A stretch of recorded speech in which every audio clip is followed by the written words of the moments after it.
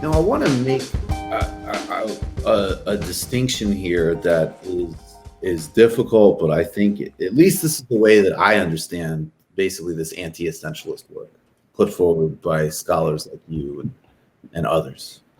And there's actually some great quotes in the essay that I'll read directly from that really help make my case here, but or your case, I should say, or my framework for understanding your case. So there's the sort of classic, like, Stephen Colbert, Bill O'Reilly character, like, oh, you tell me you're black. I don't know. I don't see race, right? This sort of very and this is sort of out of favor now as the right becomes more overtly racist and the liberal class becomes much more interested in the rituals of denunciating racism. But this was something very much of the 90s and the aughts of everybody, and you see like a guy like who's just out of sorts historically, like Sam Harris will still stop it, black people. And I've got a Martin Luther King quote for it. So, see, I'm not a racist. And so there's this one, races isn't real. So we don't acknowledge history. We don't acknowledge discrimination. We don't acknowledge different experiences of being in the world, and so on. Then there's, the politics and culture of obviously acknowledging that these things absolutely exist and they influence all sorts of interactions, outcomes, etc. Now, the point that you're making, and I'll write, and I think I'll read this paragraph. For example, by definition, Christians believe that Christ was the Son of God. The facts that millions of Jews, Muslims, and atheists necessarily reject this belief does not change the fact that billions of Christians embrace it. Likewise, the fact that more than half of the world's population rejects the fundamental tenets of Christianity is inconsequential to Christianity's influence over political and social movements, ranging from colonialism to modern civil rights movement. To cut to the quick, racism, the belief in races, is unquestionable, even if races are not. This is a third position that gets often, frankly, cynically attacked as the first position, which is absolutely is not, which is saying that, of course, one other analogy, like in a Buddhist understanding, the self isn't exactly real, but people experience the self as a real, as a real phenomenon, obviously. And the point is, if I understand it correctly, and please elaborate, is that when you are making the pivot from a political project that acknowledges the real social consequence of the belief in something as, in addition to toxic, honestly, just delusional and ahistorical, is actually a scientific, biological distributions across the human race. That's a ludicrous belief. That has absolutely real, tangible, and terrible social consequences. However, part of the pivot for an anti-material, for a materialist anti-racism or an anti-essentialism, is in the process of dismantling it to clearly and unequivocally assert and demonstrate its lack of realness. Yeah. So does that make any sense? Or no? Yeah, I'm following you.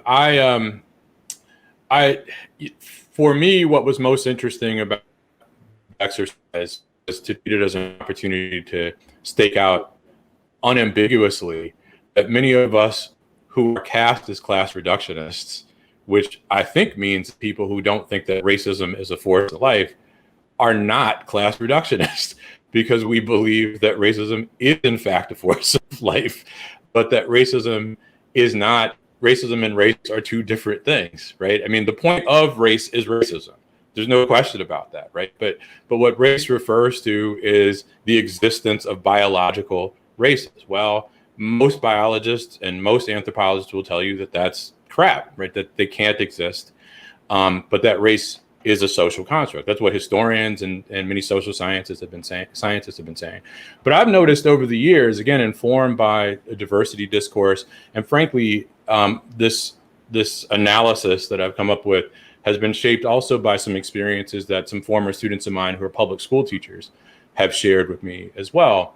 That when people hear you, many people hear you say that race is a social construct, it's not a biological category, they, as you point to, hear that as a case that racism isn't real. And that drove home the need for me to drive home to readers that what matters about the realness of race is its social realness, because we're social animals. It's an ideology, right? And since and with a huge cultural imprint, so it shapes how we think about the world. But as an ideology, that also means that it's not timeless, it's not immutable. It would only be immutable if race and racism were the same thing, even though the point of race is racism. Race is a fantasy construct, right? And it's a fantasy construct that's established to treat as natural, inequalities that are the product of human endeavors. And if you decide that, let's say, if you're a defender of slavery in America in the 19th century, and the abolitionists say, hey, slavery is a sin, and it also bumps up against our purported beliefs as Americans that all men are created equal, endowed by their creator with certain inalienable rights. Well, what's your workaround there if you're a defender of slavery? Well, your workaround is, it doesn't apply to black people because black people are inferiors, you see? And it's the responsibility of a good slave, or a good Christian responsibility, to take care of them because they're inferiors, right? So that is a really convenient way to treat blacks at slavery as exceptional within the context of American democracy. And that's a small window onto what one example, and there are a gazillion, of the work that race does to treat as natural inequalities that are the product of human rather than biological endeavors. But again, I mean, if you're a leftist, to be attacked by people who understand themselves to be leftists as one who is denying the existence of racism when you've never done this, when, let's say, in my case, or in Cedric Johnson's case, I bet Barbara Jean Fields, I won't speak for her, though, but I bet this is true. I know this is true in Adolph L. Reed Jr.'s case, and Senior's case for that matter, that the whole reason you got into this enterprise was to make sense of racial inequality in the first place. And then as you dive into it, you do the scholarly dig, you realize, oh, wow, or even just move and live around. You realize that it's more complicated than just white people not liking black people, that there's other stuff that's a facet, but there's other layers to this horrible onion that is inequality in the United States. And so you do your part to add to the depth of the understanding of it. And then people see the depth is somehow a denial of the social consequences. It's very frustrating. And so I relish the opportunity to talk about that. Yeah, not to interrupt, but it just seems to me sometimes a cynical, sometimes maybe just a missing, like confusing the first and third position. Yeah. As the most crass, the most dumb, the most overtly ahistorical and reductive, being confused with the most fully fleshed out, the most fully explored, all dynamics concluded, because, and maybe this is where some of the nub of the argument is, though, which is that, and again, another thing that gets deployed that isn't true. Anybody that denies the existence of massive, prevalent, and violent racism in the United States is either absolutely delusional or cynical or Ben Carson. I get, again, this is what I'm taking from the scholars that you've mentioned, including you, who I read and have the privilege to talk to, is that in the fight, and maybe you can also touch on the policy agenda here too, to undermine this, we actually don't want to reify it. And so some of the rituals and almost religious discourses that have emerged around the personal process of fighting these things really reify it and fetishize it outside of history as a category. No, that's right. And here's an anecdote for you. In this is spring of 2016, I had the pleasure of hosting 2 sessions with high school students. Where I teach at Illinois State University used to be a normal college, and it still has a very large school of education. And more importantly, the history department that I'm in has a fantastic history ed program, which has just been a godsend for me because it's an opportunity to pay it forward with great history teachers. And so as part of the history ed program, we had faculty meeting with groups that were comprised of a mix of undergraduates, maybe a couple graduate students, and high school kids.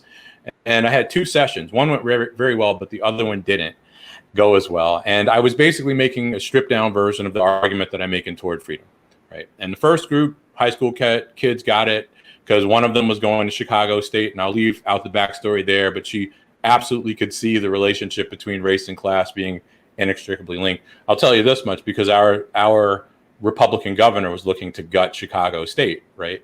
And used, ironically, a language infused with what's it called, diversity and equity, as part of his rationale for gutting it. So that was nuts. So she got it. But in the next group, and I'll spare you the details, one of the kids asked me, a white kid asked a quite sincere but almost bemused question, which was the best and worst question I could have gotten all rolled up in one. And he said, so wait a minute, what you're saying is that we don't have to always have racism? And technically that's not what I was focused on, but that was the clear implication of what I was saying. If race is a social construct and there's no such thing as a timeless ideology, the parameters of race have changed over the last century, or even in my lifetime, for what it's worth. So yeah, that was implicit. So I was glad he picked up on it. But the thing that was frightening about it was he was almost incredulous, as were some of his classmates, because it never occurred to them. And if it's like that, if this is something that we're stuck with, well, I'm pretty cynical about professional managerial class liberals. This enthusiasm is going to pass, right? I mean, I fear a second Trump administration will do it, right? I mean, if Trump is reelected, I would not be surprised if a lot of the zeal that many professional managerial class liberals have for anti-racism, and some Republicans, right? Some very respectable Republicans from that class will pass, if only because, and I'll stress, if only because the Obama strategy would have failed twice, right? Finding those Obama voters worked twice when it was Barack Obama. Obama was a very talented and charismatic figure, failed with Hillary in all the ways that matter. And if it were to fail with Biden, I was very young when Reagan was elected the first time, but I was about to graduate from high school when he left office, or I guess I was graduating from high school when he left office, and I recall the conservatism of that era that was buttressed by 2 Reagan terms, and the way that the Democrats went afterwards, particularly after Dukakis's failure, and that gave us right-wing Democrats who basically told Black people to kick rocks, right? I mean, the DLC line, which people somehow seem to miss the real implications of this, was to tell organized labor to kick rocks, and to tell Black and brown people and poor people to kick rocks, right? And that was a capitulation to Reaganism. That was one, or the betrayal of those Democratic constituencies that we witnessed in the Clinton years would have been elements of their capitulation to Reaganism. So I have very grave concerns about where this will take us if we don't smarten up on, the limitations of this class project. Well, Touré Reed, I appreciate your time immensely. Everybody read the essay in Jacobin, and everybody get Towards Freedom, the case against race reductionism. It's really a case against all forms of reductionism, historicizing and then properly strategizing from there. Touré, I really appreciate your time. Thank you for having me. I appreciate it. Thanks, man.